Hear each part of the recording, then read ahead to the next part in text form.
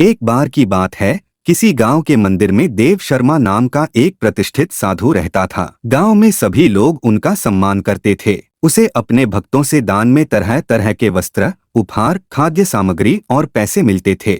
उन वस्त्रों को बेचकर साधु ने काफी धन जमा कर लिया था। साधु कभी किसी पर विश्वास नहीं करता था और हमेशा अपने धन की सुरक्षा के लिए चिंतित रहता था। वह अपने धन को एक पोटली में रखता था और उसे हमेशा अपने साथ लेकर ही चलता था।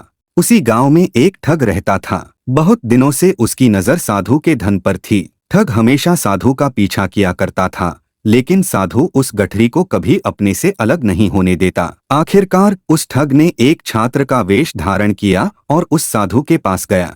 उसने साधु से मिन्नत की कि वह उसे अपना शिष्य बना ले, क्योंकि वह ज्ञान प्राप्त करना चाहता था। साधु तैयार हो गया और इस तरह से वह ठग साधु के साथ ही मंदिर में रहने लगा। ठग मंदिर की साफ सफाई से लेकर अन्य सभी कार्य भी करता था और ठग ने साधु की खूब सेवा की और जल्दी ही उसका विश्वास पात्र बन गया। एक दिन साधु को पास के गांव में एक अनुष्ठान के लिए आमंत्रित किया गया। साधु ने वह आमंत्रण स्वीकार किया और निश्चित दिन साधु अपने शिष्य के साथ अनुष्ठान में भाग लेने के लिए निकल पड़ा। रास्ते में एक नदी पड़ी और साधु ने स्नान करने की इच्छा व्यक्त की। उसने पैसों की गठरी को एक कंबल के भीतर रखा और उसे नदी के किनारे रख दिया। उसने ठग से सामान की रखवाली करने को कहा और खुद नहाने चला गया। ठग को तो कब से इसी पल का इंतजार था।